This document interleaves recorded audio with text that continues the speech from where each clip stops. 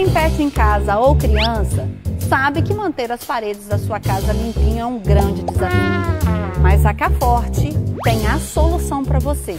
A tinta emborrachada Carforte, ela além de impermeabilizar, selar microfissuras, pintar, ela ainda vai te ajudar nessa limpeza. Essa tinta é ideal para áreas externas e traz uma série de benefícios que faz toda a diferença no seu dia a dia. Ou seja, você cuida da sua casa com mais proteção, mais tranquilidade e mais praticidade no seu dia a dia.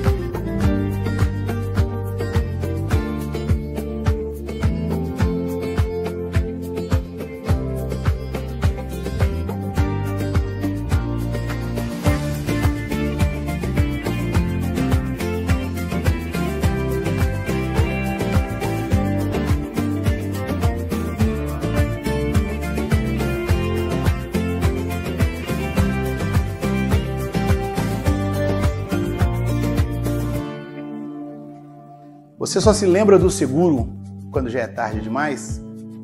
Não arrisque. Eu sou o Edson Souza, corretor de seguros e atuo nesse mercado desde 2006.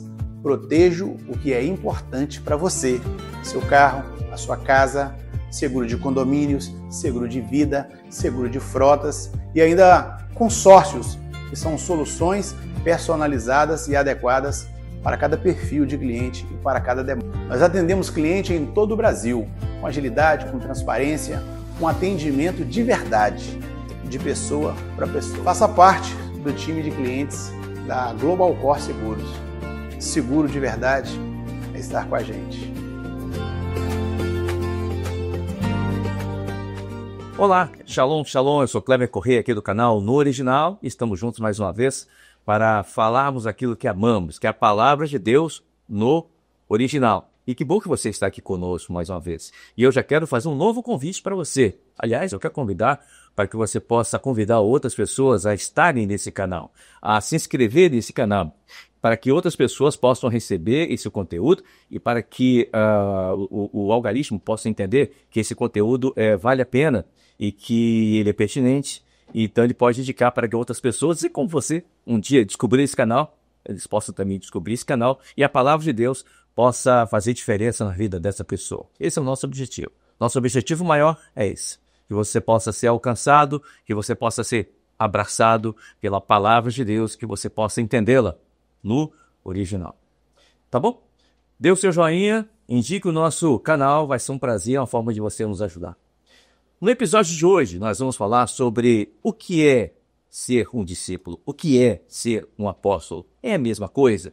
Tem diferença? Que diferença é essa? Por que Jesus, o nosso Senhor, tinha 12 apóstolos? Por que ele não tinha 14, 15, 20, 1, 2? Por que 12?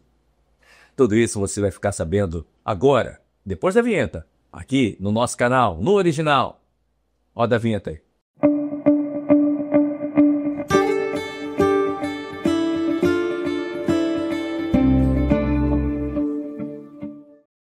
Muito bem, voltando aqui no nosso canal, no original, hoje estamos recebendo mais uma vez o meu amigo, pastor Dr. Eduardo Rosete, ele que gentilmente, mais uma vez, está conosco aqui para falarmos desse assunto tão maravilhoso que é a palavra de Deus no original.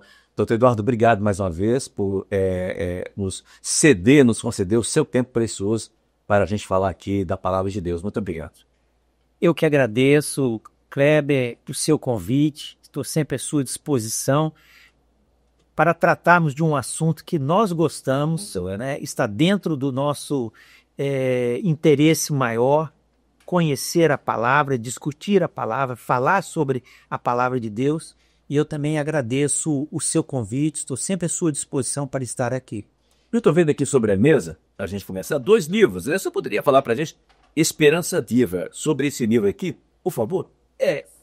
Esse livro é diferente do Evangelho segundo Mateus Passo a Passo.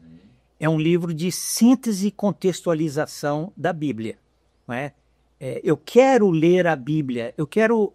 o que eu vou encontrar na Bíblia? Então, esse livro é um livro que nos serve de guia, de orientação. Então, ele é um livro que faz a síntese da Bíblia de um modo um pouco diferente. É um livro temático. Tá? Ele sintetiza a Bíblia pelos principais temas que está dentro da Bíblia. Exemplo, o livro de Gênesis são 6 grandes temas: a criação, a queda, o dilúvio, a Torre de Babel, Abraão, Isaac e Jacó e José. Então são 6 grandes histórias que estão dentro do livro de Gênesis, e cada uma delas com uma lição especial, uma mensagem especial de Deus para a humanidade. Está nesse livro aí? Está aqui dentro desse livro. Que maravilha! E você pode adquirir esse livro através desse WhatsApp, desse número que está aí, vai aparecer no rodapé da sua tela, do seu celular, da sua TV. Você pode ter contato com o Dr. Eduardo Rosete. Ele vai te passar as informações como você pode adquirir esse livro. Não só esse outro também, que eu faço questão sempre de mostrar, que eu gosto muito, que é o Evangelho segundo Mateus, o Evangelho Passo a Passo. Estou mostrando aqui um volume, mas são 2 volumes, tá bom? São 2 livros dessa grossuria aqui, mas é um livro de pesquisa, que você vai poder, você que é o preto, você que gosta da palavra de Deus, você, homem, mulher, enfim, você que ama a palavra de Deus como nós amamos, vai trazer um conteúdo muito bom para você. Esse livro também é que você pode adquirir e será entregue em qualquer parte do território nacional. Não fez? A bem da verdade, esse livro, Esperança Viva, ele está disponível na Amazon. Ah, que bom! Na Amazon. Então é só acessar a Amazon e ele está lá, disponível lá para aquisição. Perfeito, tá bom, tá feito. Isso colocado, nós vamos para o tema de hoje, que eu abri aqui, falando sobre apóstolo, discípulo, é a mesma coisa? Quem é discípulo pode ser apóstolo, quem é apóstolo pode ser discípulo, ou uma coisa não tem nada a ver com a outra? Vamos tirar essa dúvida, pastor. A palavra apóstolo, ela tem origem no seu significado grego, né, e hebraico, né? Então, porque o grego, apostolos, é um verbo que significa enviar, né? Então, os gregos, eles usavam esse termo para falar de pessoas que eram enviadas como embaixadores, como homens que o governo destacava para tratar de algum negócio de interesse do rei. E então ele era chamado de apóstolo, não é? Quer dizer, enviado, embaixador, não é? E o próprio Senhor Jesus, ao chamar a um grupo especial de discípulos, ele deu a esses discípulos o nome de apóstolos, tá? Na verdade, eles não houve aí, eles não se auto-intitularam. Foi o próprio Senhor Jesus que deu a eles essa denominação. E por quê? Porque, de acordo com o pensamento do Senhor, era preparar esses homens com o sentido de que eles fossem os embaixadores do reino que ele trazia à terra, né? O reino dos céus que vinha ao mundo, eles seriam os embaixadores deste reino, né? E os apóstolos, no sentido grego, eles eram homens investidos de autoridades para tratar de negócios do rei.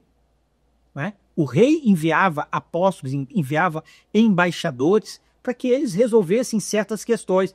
E o Senhor Jesus, na intenção do Senhor Jesus, era dar aos apóstolos a autoridade para que eles agissem em nome do rei. Olha que interessante. É muito interessante isso. E foi exatamente isso que aconteceu, né? Com a morte, a ascensão do Senhor Jesus. Eles é que passaram a ser os embaixadores do rei na terra. Né? E nós, quando recebemos a palavra, recebemos o evangelho, nós os recebemos como sendo a doutrina dos apóstolos. E tem um detalhe que eu dou vendo também, que automaticamente, eles sendo embaixadores, eles tendo essa autorização do Senhor para representar o reino aqui, Isso. eles também eram testemunhos oculares. Sim, Dos milagres, de tudo que o Senhor executava aqui. sim. Então, essa é a razão pela qual o Senhor os chamou para que os seguissem. O Senhor Jesus sabia que o tempo do seu ministério era um tempo curto, só uns 3 anos. Né? Então ele sabia que era um período bastante curto e ele então, na sua soberania, ele resolveu dar a eles um curso intensivo. É o que hoje nós chamamos de uma imersão, não é? Uma imersão. Então, eles, ao chamar os seus discípulos para que os seguissem, ele queria que eles aprendessem no campo de batalha ali, né, no cenário da operação do Senhor, eles presenciassem aquilo que o Senhor visse, né, de modo que eles se tornassem não apenas mensageiros, mas se tornassem testemunhas oculares. Para que eles pudessem reverberar essa informação anos à frente. Exatamente. Então, eles, ao anunciarem a mensagem do Evangelho, né, e a palavra Evangelho quer dizer as boas novas, ao anunciarem as boas novas da salvação, eles não o fariam apenas do ponto de vista teórico, do ponto de vista hipotético. Eles teriam toda a autoridade para dizer assim, não, eu vi. Como nós lemos no Evangelho de João, ele diz assim, e vimos a sua glória. João 1,14. Está certo? E vimos a sua glória, a glória do unigênito do Pai. E ele viu exatamente, sabe quando? Para você que está nos acompanhando, no Monte da Transfiguração. Sim. Quando o Jesus levou Pedro, Tiago e João até o monte. Sim. E se transfigurou diante deles. Então, certo. João diz, eu vi. Nós vimos a sua glória. Uma testemunha. Isso. Ninguém falou, ele viu. E o discipulado que o Senhor Jesus ele realizou ali, ele sabia que os discípulos, eles não seriam apenas pessoas que aprenderiam a fazer algo. Eles tinham que aprender a ser. A ser o quê? Imitadores de Cristo. Paulo fala isso. Imitadores de Cristo. Por isto que o apóstolo, quando ele doutrinava a igreja, ele doutrinou a igreja, o apóstolo Paulo, assim, sejais meus imitadores, como eu sou de Cristo, né? Como eu fui de Cristo. Então, mostrando a essência do trabalho apostólico. Não é apenas ensinar, mas é também ser exemplo. A gente poderia trazer isso para nós hoje, em 2025? Não basta ser crente, tem que ser exemplo? Claro, faz todo sentido. Né? A mensagem que hoje o cristão ele apresenta ao mundo não é apenas uma mensagem de dizer assim, olha, faça o que eu digo. Não, é muito mais do que isso. Faça o que eu digo e faça o que eu faço. Né? É o exemplo. Tanto é que a palavra, quando fala, por exemplo, do ministério pastoral, ele fala como aquele que é o exemplo do rebanho. O exemplo do rebanho. E quando o Senhor aconselha a igreja, assim, ó, sigam o exemplo, né, dos vossos pastores, né, que lhes dão o exemplo, né? Então, essa era a grande responsabilidade dos apóstolos. Mas apóstolo, alguém pode perguntar, ser discípulo é a mesma coisa de ser um apóstolo? Olha, Ou tem diferença? não, veja bem, há uma diferença básica, né? Primeiro, o apóstolo, embora ele fosse um discípulo, ele tinha que cumprir algumas credenciais a mais. A primeira credencial, ele tinha que ser chamado, né? O Senhor tinha que tê-lo chamado para o ministério apostólico. Ah, eu quero ser um apóstolo, agora eu sou um apóstolo. Não, não era assim. Não era assim. O Senhor o chamou, assim como chamou todos os seus apóstolos, e lemos na palavra que fora do tempo ele também chamou Paulo, né? E ele reconhece isso, que eu sou como que um abortivo, né?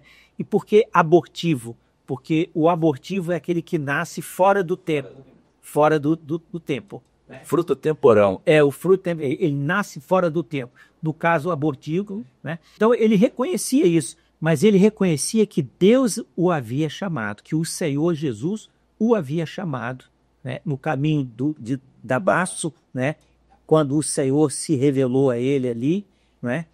Ele reconheceu aquele chamado e ele se apresentou ali à igreja como o apóstolo, né? Ele foi reconhecido como o apóstolo. Então, o primeiro detalhe, ele tinha que ser chamado por Jesus. Certo? O segundo detalhe, a segunda característica de um apóstolo é ele ter convivido com Jesus. Quando um apóstolo que foi substituir Judas, né, Matias, quando ele foi ser levantado, os discípulos disseram, não, é necessário que ele tenha visto o Senhor quando ele entrou e saiu entre nós. Então ele tinha que ter convivido com o Senhor Jesus. O terceiro critério é ter sido testemunha da ressurreição do Senhor Jesus. Deixa eu só voltar um pouquinho aqui. Se é que tinha que ter convivido com Jesus, Paulo não conviveu com Jesus. Veja, mas neste caso, é por isso que ele mesmo falava, olha, eu sou um abortivo. Né? Agora, há falas de Paulo, durante o Novo Testamento, em que ele fala, eu digo a vocês o que eu aprendi com o Senhor. Isso. Então ele teve essa experiência, porque ele foi até o terceiro céu? Isso. Não é verdade? Isso. Então, automaticamente, ele conviveu com o Senhor. Sim, a convivência dele com o Senhor foi um pouco diferente da convivência dos demais apóstolos, né? Que o conviveram com o verbo encarnado. Sim.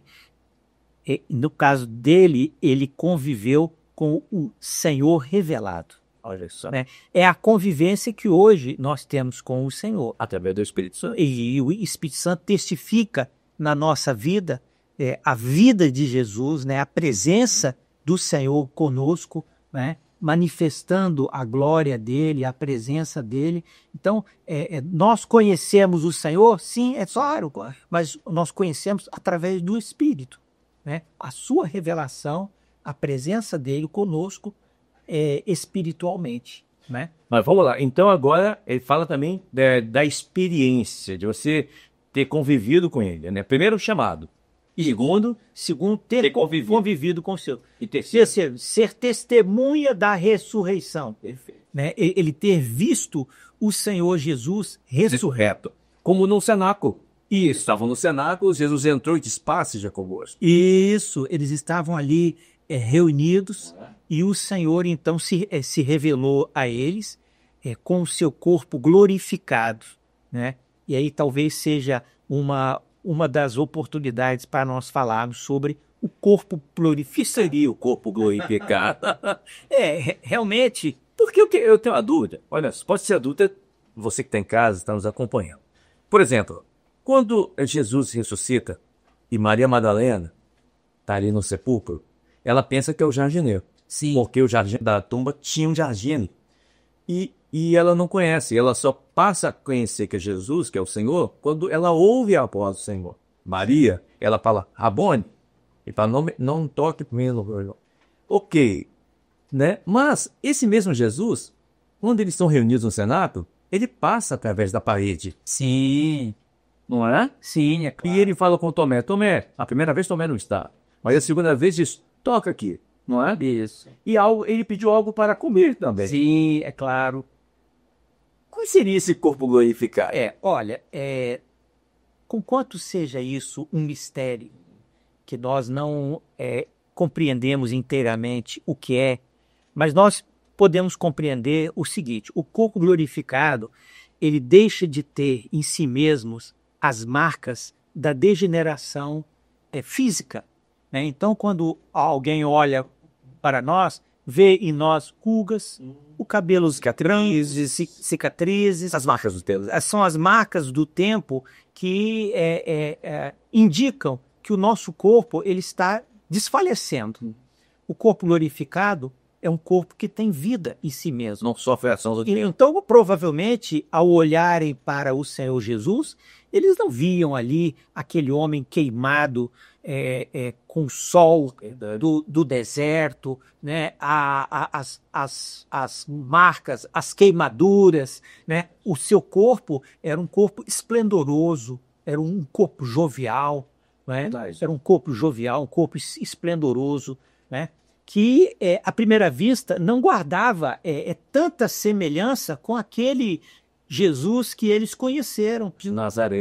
Jesus, o homem humilde, humilhado, né, marcado, que não tinha parecer nem formosura. Era um corpo que tinha características joviais, não é?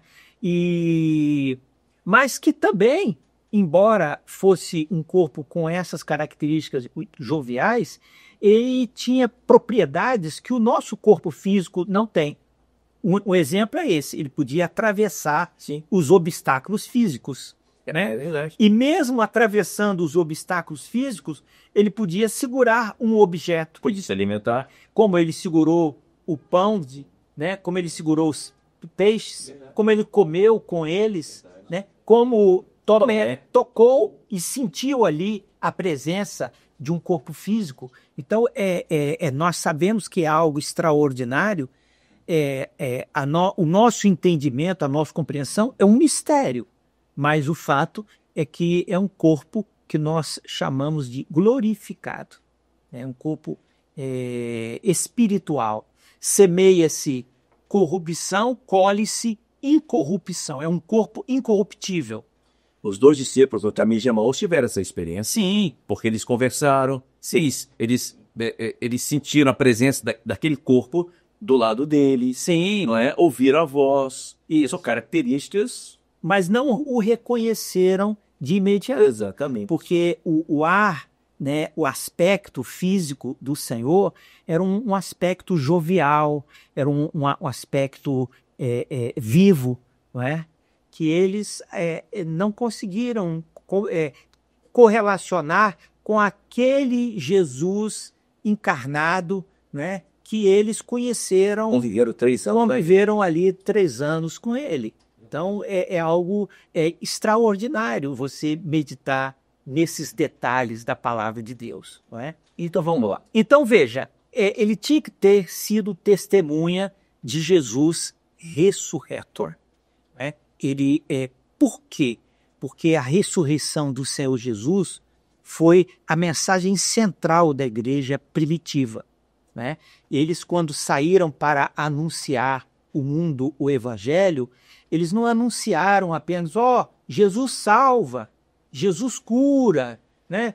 Jesus te ama. Eles não falaram apenas isso. Eles falaram o seguinte: olha, aquele que foi morto, ele está vivo. O Senhor Jesus, ele vive. Né? e a sua vida, né, o seu corpo vivo está entre nós. E nós anunciamos um Jesus vivo. E é por isso que quando os religiosos da época, eles tentaram calar a igreja primitiva, eles tentaram calar os apóstolos, eles os açoitaram, eles os prenderam, eles os torturaram, e eles disseram, olha, não nos falem mais neste nome. E eles disseram, olha, antes obedecer a Deus que aos homens. Como nós podemos deixar de falar daquilo que nós temos visto e ouvido? Eram quantos apóstolos? Eram 12. Mas por que esse número 12? E os nomes desses apóstolos? Veja, os apóstolos são 12. Eu vou te dizer, mas ainda eu vou terminar o último critério. O último critério. É ser cheio do Espírito Santo? Ser cheio do Espírito Santo, tá bom? O último critério quer dizer, o Senhor diz assim, olha, ficai em Jerusalém, até que sejais revestidos de poder. Então, eles não podiam sair ao mundo, eles não podiam evangelizar o mundo sem que eles tivessem a bênção do Espírito Santo para conduzi-los e guiá-los. O Senhor, ele não confiou apenas na visão ou na memória dos apóstolos para que eles dessem ao mundo o testemunho da fé. Eles tinham que estar cheios de Espírito Santo para que o Espírito Santo pudesse guiá-los nesta tarefa, conduzidos nesta tarefa. Agora ali no cenáculo, quando Deus soprou sobre eles o Espírito Santo, só está sem fim daí, você viu? Isso. Agora, o Espírito Santo foi derramado sobre toda a humanidade, Atos dos Apóstolos. Não, e Atos dos Apóstolos. Foi derramado sobre todos os que estavam naquele cenáculo. Isso, ali no cenáculo. Naquele momento ali. Já preparando eles para esse momento. Exatamente. Já testemunhando. Já preparando-os para a grande comissão de Deus de anunciar ao mundo, né, o Evangelho. E se nós imaginarmos, não é? Aquele pequeno grupo de 120 pessoas, vamos dizer assim, num pequeno cenáculo, né, em Jerusalém, e a partir daquele pequeno grupo nós evangelizarmos, e já no final do primeiro século, o mundo estava incendiado com as chamas do avivamento espiritual. Já no primeiro século, a mensagem que aquele pequeno grupo... 120 homens. Aquele pequeno grupo de 120 homens portava, né, e levou aos lugares mais distantes da terra, já começava a incomodar o grande império romano, que era um império que tinha proporções mundiais, tá certo? Então essa mensagem já havia chegado em Roma, já havia chegado na casa de César, entrado na casa de César, não é? Ao ponto de eles mesmos já se sentirem incomodados com aquela mensagem. Então, isso mostra que, isso, o livro de Atos dos Apóstolos, ele nos conta muito bem. O Evangelho e a pregação do Evangelho no livro de Atos dos Apóstolos é uma pregação pujante, né? O Evangelho, ele é vitorioso, ele conquista, não há barreiras, não há obstáculos, né, capazes de deter a pregação do Evangelho. Se é através de um navio, um náufrago, em prisões, em fortalezas, em cidades, em continentes, em ilhas, né? E até mesmo castigos, né? Em castigo. Foram os castigados. O Evangelho, ele era vitorioso, né? Ele era pujante, né? Nada detinha o poder da palavra de Deus. E é tão verdade o que você está falando que chegou até nós hoje em 2025. Isso, não é? E como, veja, um império que estava helenizado, um império que tinha toda a cultura, né, a erudição grega, né, com seus sábios, com seus filósofos, né? Veja, o Evangelho, ele emergiu nesse contexto. Aí entra um outro detalhe, antes de nós chegarmos nos 12, né? Um outro detalhe é que Jesus, quando ele saiu a chamar os seus apóstolos, ele não foi às sinagogas. É verdade. Ele não buscou os entendidos. Então, se eu ou você, né, estivéssemos no lugar de Jesus, o lugar onde nós íamos encontrar os apóstolos seria na sinagoga. De repente perguntava até a Anás e Caifás, o senhor consegue indicar alguém? Exatamente. Eu iria buscar os doutores da lei, né, aqueles que tinham nas suas mãos as escrituras sagradas. Ele não fez isso. Mas é interessante que o Senhor, em vez de ir às sinagogas, ele foi buscar os seus apóstolos à beira-mar. Como fez com Pedro, Tiago. À beira-mar, ele foi buscar pescadores. Por que você acha, o Kleber, que ele foi buscar pescadores? Há alguma explicação nisso? Certamente. Não tinha coincidência nisso. Exatamente. Não é propósito. Veja, imagina, o pescador é primeiramente um homem rude, é um homem forte, é um homem acostumado às tempestades. Tem épocas que o mar lhe dá os peixes, tem época que não há peixe algum. Então ele tem que ter um equilíbrio para saber lidar com essas adversidades. Local de pescar. Local. Então ele tem que ser paciente.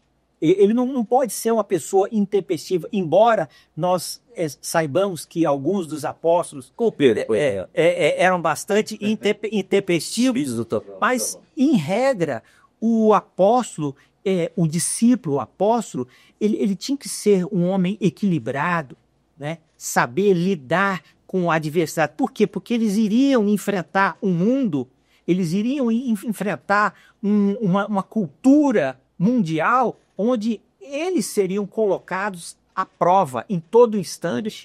Né? Então ele precisava de homens confiáveis, homens fiéis e firmes, determinados em levar a palavra, seja em meio à tempestade, seja em meio às calmarias. Agora, sabe o que o senhor me chamou a atenção aqui? A Pedro, o senhor disse assim, olha, eu vou sair pescadores de homens. A Pedro. E Pedro era pescador. Certo. Mas com Paulo, não. Paulo, olha como é que Deus usa, o senhor me fez lembrar aqui, eu vou conjecturar aqui.